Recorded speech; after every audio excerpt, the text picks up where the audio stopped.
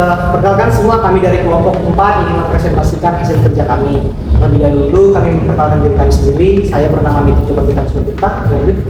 Nama saya Aldi Faizul Wahab. Kami akan menerangkan tentang hama bebas dari pada saat jogging. Baik. Untuk poin pertama ialah penyebab nyeri pada saat jogging. Pertama itu kurangnya pemanasan.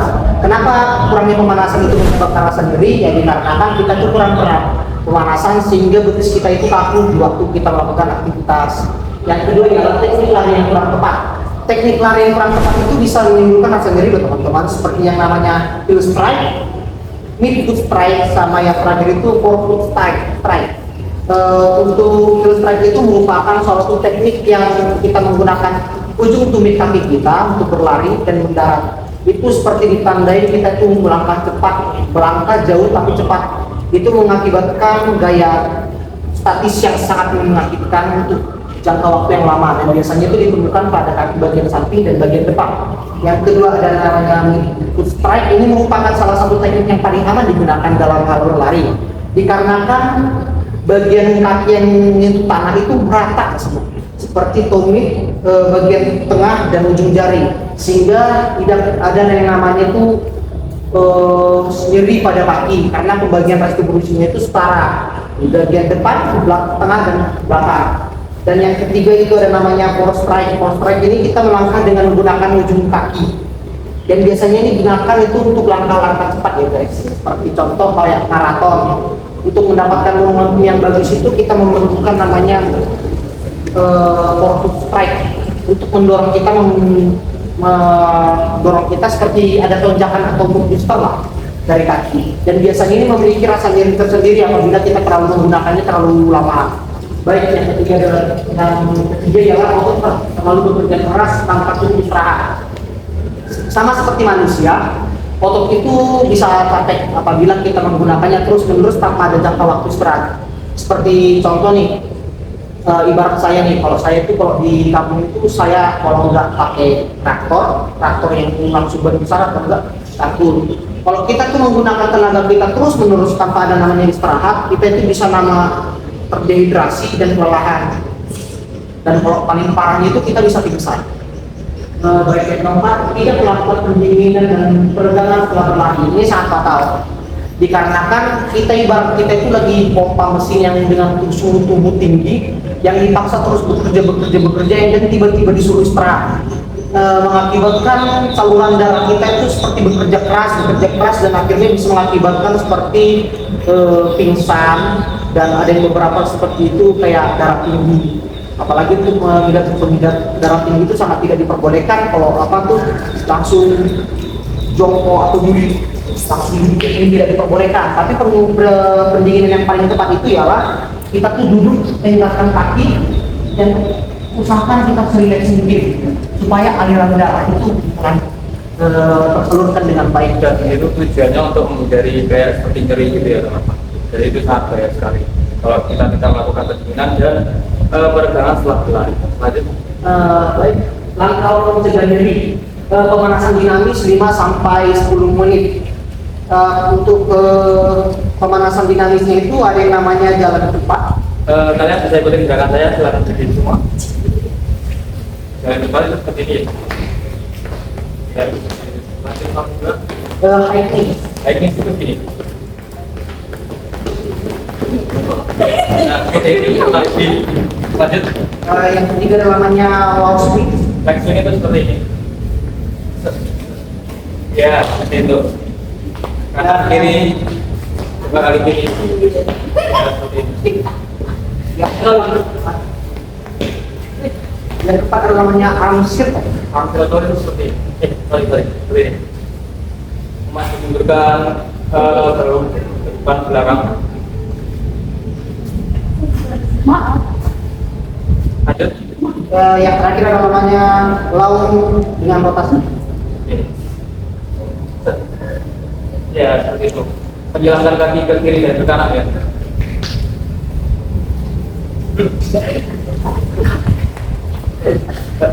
Ya, sudah. Jadi kita masuk ke poin nomor 2, memperbaiki postur dan cara berlari yang benar. Jadi kalau mau berlari itu kalau bisa jangan membungkuk ya teman-teman. Jadi dadanya busung dan pandangan ke depan. Jangan sampai membungkuk gitu. Lanjut. Kita melakukan ingin berlari sama seperti poin yang ke apa untuk satu, tapi yang keempat itu sama. Kita tidak diperbolehkan habis lari nih, kita udah capek-capek nih kan. Otomatis kan itu kan dalam sistem tubuh kita itu nama darah kita tuh bekerja terus bekerja. Ini pas lagi kita olahraga itu tekanan darah kita lagi tinggi-tingginya. Apabila kita langsung duduk itu ada namanya pancreas. Kita menyebabkan varian celaka. Dan itu parah. Apabila kalau kita terlalu sering melakukan itu, pankreas kita itu bisa bengkak. Mungkin untuk gerakan perdinginannya bisa ikutin gerakan saya. Jadi lurusin kaki ke depan, terus sentuh kamu bisa. Tahan sampai 8 detik kurang lebih. Gunanya untuk meregangkan otot hamstring. Bisa? Yang bisa? Bisa. Oke. Lanjut. Istirahat dan memenuhi cairan tubuh. Jadi kalian kalau bisa jangan sampai dehidrasi ya. Itu bisa bahaya banget buat otot. Dan saran ya, untuk yang cairan yang masuk ke dalam tubuh kita itu minimal 2,5 liter tergantung berat tubuh manusia. Jadi kalau saya sendiri itu berat badan saya kan 80 kilo. Sedangkan untuk pasokan air yang saya minum itu minimal 2,5 sampai 3 liter. Dan itu tergantung aktivitas kalian juga ya. Kalau kalian lebih sering olahraga, kalian itu bisa dapat cairan yang lebih banyak daripada yang lain. Oke, masuk ke poin nomor 3 yang nanti rehabilitasi pasca ini. Yang pertama ya kan, kongres dingin setelah berlari. Kompres dingin setelah berlari. Untuk kompresnya sendiri itu tidak bisa main-mainnya, teman-teman. Itu tidak bisa langsung kita nyeri itu langsung dikompres, tidak, sangat membahayakan. Kompres dingin itu digunakan 24 jam sampai 48 jam setelah pasca nyeri. Dan biasanya itu kita menggunakan handuk yang dilapisi dengan air dingin, kalau enggak es batu. Dan itu tidak diperbolehkan langsung es batu itu langsung menyentuh kulit, karena efeknya sangat fatal yang mengakibatkan yang namanya frozone. Frozone itu merupakan salah satu istilah medis yang mengungkapkan bahwa ketika kita dalam kondisi kedinginan itu mengakibatkan syaraf atau sel peredaran darah tubuh manusia itu terhenti, dan itu sangat parah. Itu biasanya kita ditemukan kalau kita lagi mendaki gunung yang namanya hipotermia. Sama kalau kita tuh mengaruk-aruk, pernah nggak kalian itu waktu kecil tuh buka freezer, apalagi freezernya itu yang punya bunga es. Nah kalau kita kan waktu kecil tuh garuk-garuk itu kita makan, itu salah satu juga frozone yang bisa membuka syaraf. Baiknya itu gunakan salam atau gel. Ada yang yang ketiga itu lagi yang penguatan otot dari ringan ke berat agar otot tidak kaku dan lebih kuat. Jadi setelah kalian nyeri gitu ya, setelah kalian sembuh dari nyeri, kalian itu kalau bisa kuatin ototnya dari ringan ke berat. Jadi tujuannya itu untuk menghindari cedera juga. Jadi nggak melulu tentang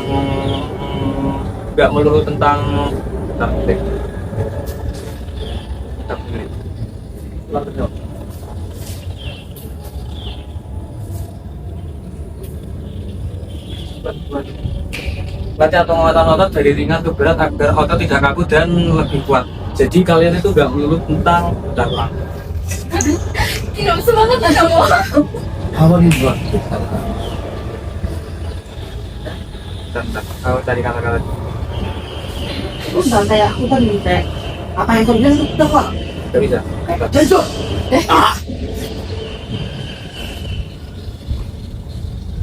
Latihan penguatan otot dari ringan ke berat agar otot tidak kaku dan lebih kuat. Jadi nggak Apa ini? Apanya? Latihan. Ini kode depannya. 1, 2, 3. Latihan penguatan otot dari ringan ke berat agar otot tidak kaku dan lebih kuat. Jadi dari konteks ini kita itu menganggap kalau kita sering melatih otot kita itu terus menerus dan konsisten, itu meningkatkan daya tahan otot kita. Seperti contohnya kita kayak belum pernah nge-gym, kita belum sama-sama nge-gym. Kita tuh untuk pertama kali seminggu kita hanya sanggup mengangkat 1, 2, 3, 4, 5, 6, 7 paling apa. Tapi gara-gara kita konsisten terus menerus latihan, kita bisa mengangkat contoh nih baru gue yang kurangnya 6 sampai 7 kilo sampai 20 terus.